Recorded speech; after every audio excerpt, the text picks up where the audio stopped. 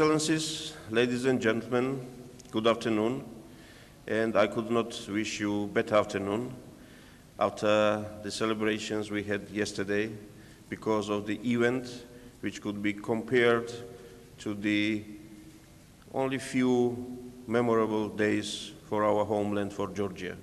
At least during the lifetime of my generation, we had great moments when we celebrated the independence of Georgia.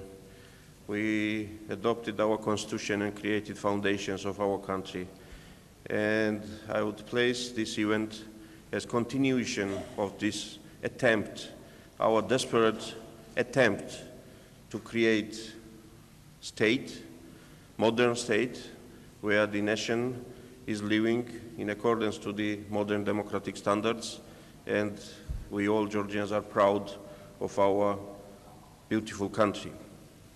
However, it is quite interesting that this event is coinciding with the conference on defense and security in Georgia, because we all know that for making sure that this country is secure and this region is secure and the world is secured, we need to do a lot of work. And I'm proud to see that Georgia is doing great work together with our partners to make our world safer, more stable, and more prosperous. I could be very short in my address to you as a representative of the Georgian Parliament by stating that Mr. Prime Minister expressed very well the policy designed by the Parliament, the priorities for which this government was approved by the Parliament, the confidence which we gave to the Prime Minister, to Defense Minister, to this team of government. Thank you for your job for 1 year and a half when you were able to deliver what we expected from you. And the Parliament will continue to support in this very same direction. We are proud to say that the democracy is growing in Georgia. We got more pluralistic media, more independent courts, and so on.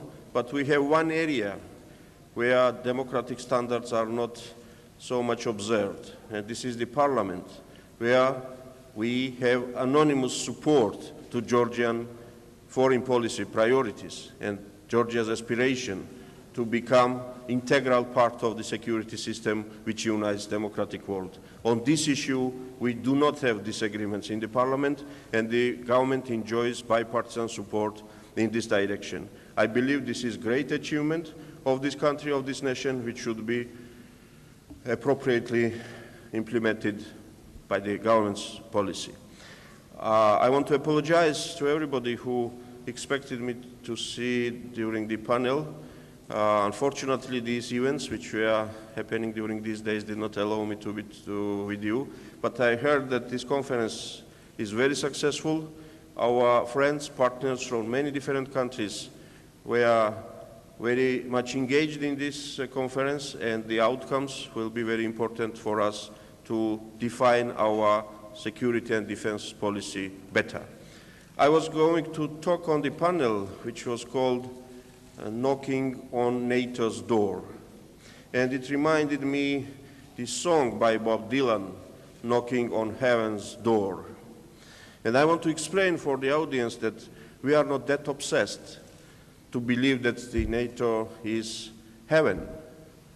However, we are informed enough and intelligent enough to know that NATO is safe haven, and we want there. And we want to continue this cooperation. We want to be a reliable partner to you, and I believe we all will be able to make right decisions immediately and when time comes for those decisions. Once again, congratulate to everybody for the success of this conference, and I believe we will gather here again next summer and report more and more achievements in the same direction. Thank you.